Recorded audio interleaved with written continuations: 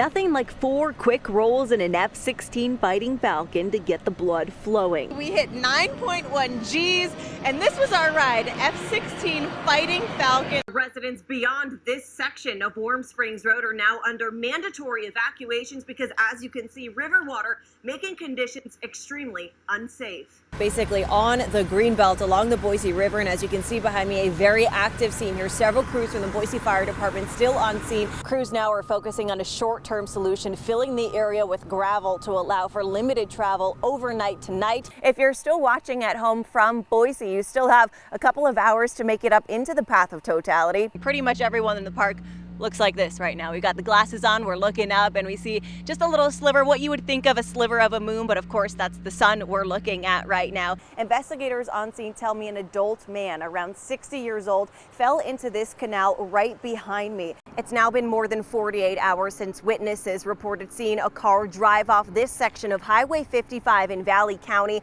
missed the curve in this road, and ended up submerged in the Payette River. And now those demonstrators stacked those 183 symbolic child-sized coffins along the State House steps this afternoon in an attempt to get the attention of Idaho lawmakers. Now, if this section of Eagle Road is part of your typical morning commute, you are still urged to find an alternate route for your Wednesday morning if you can. They plan to reclose this section of Eagle Road starting at 9 a.m.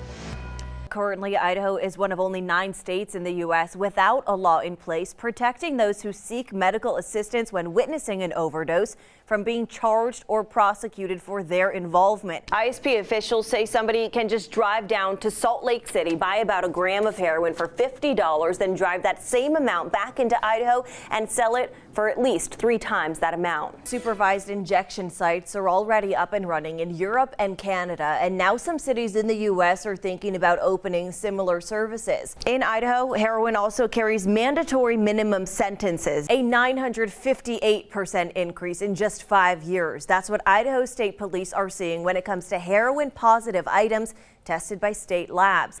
That is a time bomb waiting to happen. Canyon County Sheriff Karen Donahue has been pushing for years for a larger county jail as a growing number of inmates has far outgrown the current Caldwell facility. This is a crisis. As a result, court authorities forced to release hundreds of inmates awaiting their court dates, currently 600 out on pretrial conditions. The judges have said there's no room at the jail, so we're going to put you out on pretrial, either on your own recognizance, electronic monitoring, or what have you. But the sheriff says 250 of those out on pretrial are facing charges for violent crimes. 250 people out there walking the street today who should be in jail. That's very alarming. Even more alarming, not only are released inmates not returning to court when ordered by the judge, but they're committing new crimes, leaving new victims. So there's more and more victims out there because these people are walking the streets because there's no place to put them in the jail. Leaving Canyon County taxpayers to answer the big question. If you don't build a jail, what's it going to cost you? Pavel Floria of Nampa was out on bond from Canyon County when he reportedly tried to break into a Meridian home that led to an officer-involved shooting before the home burst into flames, killing Floria and 2 others. And in January, Jesus Garcia of Nampa, charged with murder for stabbing someone to death at a Boise nightclub, also out on bond from Canyon County, previously charged with aggravated assault and convicted of battery. A second stabbing victim survived. We need violent offender beds where they're locked up. Yeah.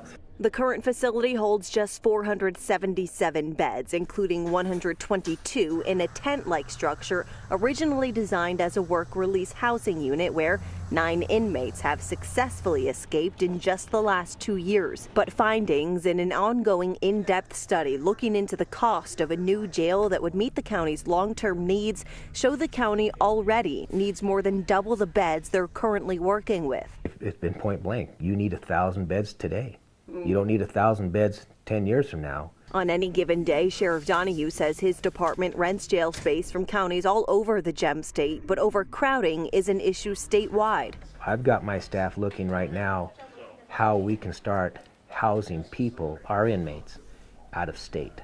Which will be even more expensive. Oh my God, expensive. A hefty price tag for a temporary fix to a problem that won't solve itself.